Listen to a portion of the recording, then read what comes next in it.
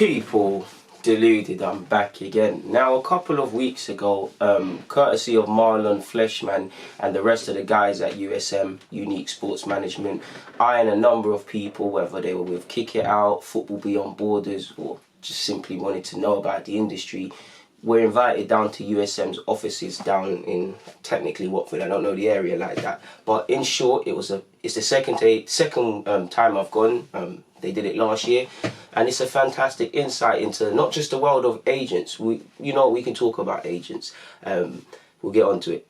Agents, player services, and the many side roles and other roles you would think that not only an agent has to do, but part of an agency organization. Like, I know that they really care for their clients and stuff like that, but it was a real big eye-opener into really the world of agents, and it's not all what you might think it is as well, people. So I'd like to say thank you for allowing me and everybody else to come. I think, like I said, it's my second year going, and it was a fantastic insight. Marlon, you wouldn't think he's part of an agency that has Harry Kane and all of these great players. He's so humble, so down to earth. No question was, not just him, the whole team.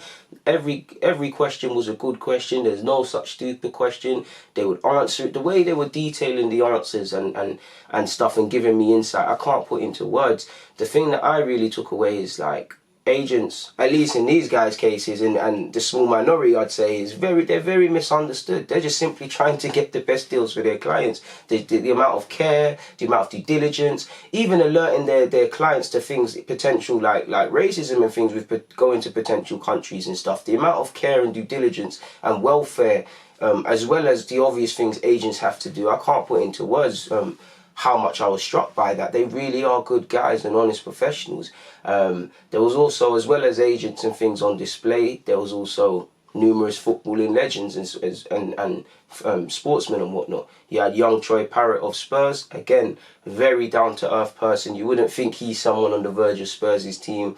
I won't go into detail on the questions I asked him, but answered every question, very humble, very down-to-earth. So was Townsend, man. The questions Townsend, I used it to really probe Townsend, and he gave me a lot of insight into what players think about when they move clubs, and how you might look at things at 17, 18 might be different from 27. Not just moving clubs, but how you look at if you're playing under your manager or not, how much you take not being out of the side, and many things like that. He also spoke about his highs and lows in his career, and what really struck me from what he told me is that he said footballers don't really, well, he never said it, but he's like, he basically said that he would have kind of stopped and savoured the moment a bit more during his high moments, like playing for England. He also said, obviously, when you look at his career, he's gone on quite a lot of loans, and he says he doesn't regret it, but potentially could he have forfeited going out on loan and playing 40 games and playing 10 or so at Spurs to be closer to the first team.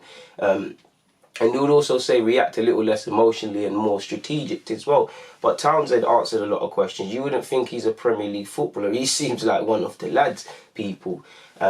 And what really struck me is speaking with a lot of people in recruitment and talent ID and whatnot. A lot of people that were around there. Got to speak to Reece James's dad as well, who is a very knowledgeable and humble man too.